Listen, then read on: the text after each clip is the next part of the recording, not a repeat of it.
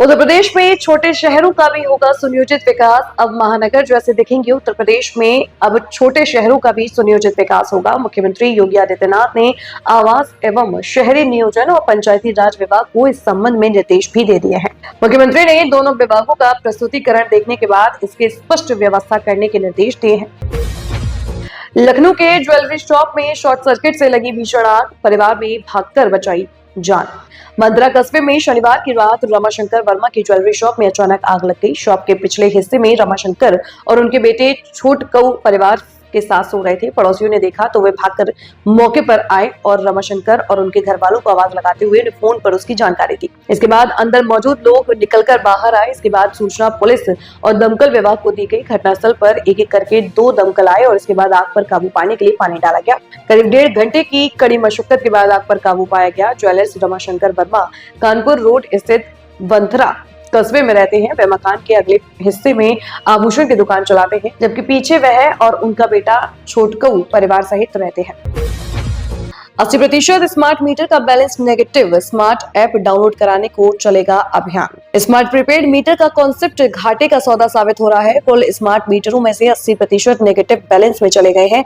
अब उपभोक्ताओं को रिचार्ज करने एवं स्मार्ट ऐप इंस्टॉल करने के लिए बिजली कंपनियां 2 से 7 फरवरी तक विशेष जागरूकता अभियान चलाएंगी। नेगेटिव बैलेंस वाले उपभोक्ताओं की सूची शनिवार को केंद्रवार अंवर अभियंताओं को उपलब्ध करा दी जाएगी। अधीक्षक अभियंताओं को अभियान का नोडल अधिकारी बनाया गया है। पावर कॉर्पोरेशन के प्रबंध निदेशक पंकज कुमार ने शुक्रवार को सभी विद्युत वितरण निगमों के प्रबंध निदेशकों को पत्र लिखकर स्मार्ट प्रीपेड मीटर वाले लगभग 44 लाख उपभोक्ताओं को रिचार्ज के लिए प्रेरित करने पर जोर दिया है।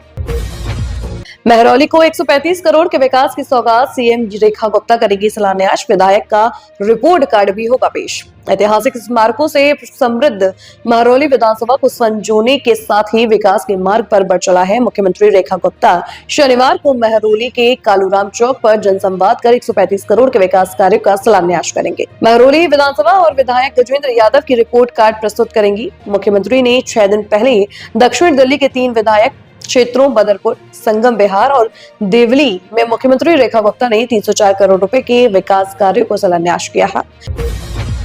दिल्ली में ट्रेनों के भारी लेट लतीफी, 60 से अधिक ट्रेनें बेपटरी, यात्रियों को करना पड़ा घंटों इंतजार। दिल्ली आने वाली 60 से अधिक ट्रेनें विलंब से चल रही हैं। देरी से दिल्ली पहुंचने के कारण वापसी दिशा में कई ट्रेनें विलंब से रवाना होंगी।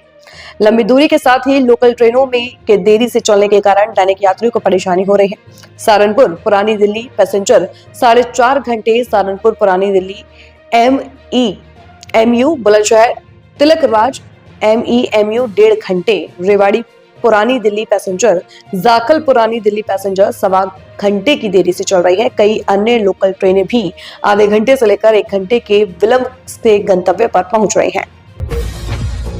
झारखंड निकाय चुनाव, बीजेपी आज खोलेगी मेयर उम्मीदवारों के नाम। कांग्रेस की 1 फरवरी डेडलाइन, आरजेडी का क्या है प्लान। झारखंड में 23 फरवरी को होने वाले नगर निकाय चुनावों की सरगर्मी तेज हो गई है। पार्टियों में जमीनी स्तर पर विधानसभा व लोकसभा चुनाव की तरह विद्रोह की स्थिति भी दिखने लगी है। धनबाद, रांची, देवघर सहित ज्यादातर जगहों पर पार्टी की अनुमति के बगैर नामांकन दाखिल किया जाना शुरू हो गया है। कैंडिडेट्स के पोस्टर लगने शुरू हो गए हैं, पर्चे ले लिए गए हैं। आज 31 जनवरी मेयर और अन्य प्रमुख पदों के लिए अपने समर्थित उम्मीदवारों के नाम तय कर सकती है, जबकि कांग्रेस ने सभी जिला अध्यक्षों से 1 फरवरी तक उम्मीदवारों की सूची मांगी है। रांची विश्वविद्यालय के ILS शिक्षकों को हटाने पर हाईकोर्ट की रोक, बीवी और BCI ने से मांगा जवाब। झारखंड हाईकोर्ट के जस्टिस आनंद सेन की अदालत में रांची विश्वविद्यालय के इंस्टीट्यूट ऑफ लीगल स्टडीज के संविदा पर कार्यरत शिक्षकों को हटाने के खिलाफ दाखिल याचिका पर सुनवाई हुई। सुनवाई के बाद अदालत ने रांची विश्वविद्यालय और बार काउंसिल ऑफ इंडिया से जवाब मांगा है। अदालत ने यह भी स्पष्ट किया है कि अगली सुनवाई तक बिना कोर्ट की अनुमति के प्रार्थियों को उनकी सेवाओं से नहीं हटाया जाएगा। अदालत ने विश्वविद्यालय से पूछा है कि क्या संस्थान के सभी शिक्षक केवल संविदा पर ही नियुक्ति है। JMM विधायक के भाई विजय सिंह गागराई भाजपा में शामिल, चक्रधरपुर नगर परिषद अध्यक्ष के लिए चुनाव लड़ने की संभावना। खरसावा के झामुमो विधायक दशरथ गागराई के सगे भाई विजय सिंह गागराई शुक्रवार को भारतीय जनता पार्टी में शामिल हो गए। प्रदेश भाजपा कार्यालय में अध्यक्ष आदित्य साहू और नेता प्रतिपक्ष बाबूलाल मरांडी ने उन्हें पार्टी की सदस्यता दिलाई। बता दें कि चक्रधरपुर नगर परिषद के लिए भारतीय जनता पार्टी एक मजबूत उम्मीदवार की तलाश में थी। यह सीट आदिवासी सुरक्षित है। संभावना है कि यहां से विजय सिंह गागराई अध्यक्ष पद का चुनाव लड़ेंगे और भाजपा उन्हें समर्थन देगी। भाजपा की सदस्यता लेने के बाद विजय सिंह गागराई ने कहा कि वो एक शिक्षित हैं। प्रदेश अध्यक्ष आदित्य साहू भी शिक्षक हैं और बाबूलाल मरांडी भी पूर्व में शिक्षक रहे हैं। ऐसे में भाजपा में उनका आना एक परिवार में आने की तरह है। विदेश जाने में महिलाएं भी पीछे नहीं। 36,000 से बनवाए ये जिला नंबर 1 राज्य में पासपोर्ट बनवाने में महिलाओं की संख्या तेजी से बढ़ रही है। पासपोर्ट कार्यालय में महिलाओं के विशेष सुविधा बहाल की गई। गत 3 वर्षों में कुल आवेदकों में से करीब 38% संख्या महिलाओं की रही है। वर्ष 2025 में रांची क्षेत्रीय पासपोर्ट कार्यालय से 1,13,384 पासपोर्ट जारी हुए। इसमें 36,000 से ज्यादा महिलाओं के थे। वर्ष 2022 में 27,206, वर्ष 2023 में 32,015 और 2024 में 34,782 महिलाओं का पासपोर्ट जारी हुआ है। रांची का क्षेत्रीय पासपोर्ट कार्यालय जुलाई 2002 में स्थापित हुआ था। तब से लेकर दिसंबर 2025 तक जितने पासपोर्ट जारी हुए हैं उनमें सबसे ज्यादा पासपोर्ट गत वर्ष जारी हुए हैं। झारखंड के मुख्य सचिव की पत्नी को नोटिस। जमीन घोटाला जांच में ईडी का बड़ा कदम। बर्लिन अस्पताल की जमीन का मामला।